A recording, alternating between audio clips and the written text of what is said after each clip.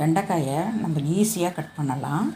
இந்த மாதிரி நல்லா கழுவிக்கோங்க. வெண்டைக்காய் நல்லா கழுவிட்டு கொஞ்சம் ஆற விட்டுருங்க. இல்லைன்னா துணி போட்டு நல்லா தொடச்சிக்கலாம். தொடச்சி எடுத்துகிட்டு இந்த நுனியும் அந்த அடிபாகம் காம்பு சைடும் ரெண்டும் கட் பண்ணிக்கணும். ரெண்டும் கட் பண்ணி போட்டுட்டு எல்லாத்தையும் ஒரே நடையாக கட் பண்ணிவிடுங்க. எவ்வளோ காய் வாங்கினாலும் எவ்வளோ காய் எடுத்து நீங்கள் கட் பண்ணாலும். நான் வந்து 1/2 கிலோ காய்கிட்ட எடுத்திருக்கேன். அதனால் நான் இது வந்து இந்த மாதிரி ஒரு 2-3 பீஸ் அப்படி கட்டிக்குவேன். ரப்பர் பேண்டு போட்டு இந்த மாதிரி கட்டிட்டு நம்ம சரசரன்னு கட் பண்ணிடலாம். ஒன்று ஒன்றா கட் பண்ணுறத விட இந்த மாதிரி கட் பண்ணலாம். நமக்கு அதில் பூச்சி இருக்குது அப்படின்னாக்கா நம்ம கட்டி அதில் படும்போதே தெரிஞ்சிடும். இந்த காய் பூச்சி இருக்குது, இந்த காய் பூச்சி இல்லை அப்படின்னு அந்த காம்பை கட் பண்ணும்போதே நமக்கு தெரிஞ்சிடும். இந்த மாதிரி கட் பண்ணி பாருங்கள். எவ்வளோ காய் இருந்தாலும் நிமிஷத்தில் கட் பண்ணி போட்டுடலாம்.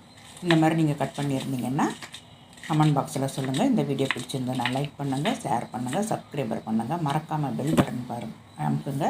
பாருங்கள், இந்த மாதிரி எல்லாமே ஒரே மாதிரியாக இருக்கும்.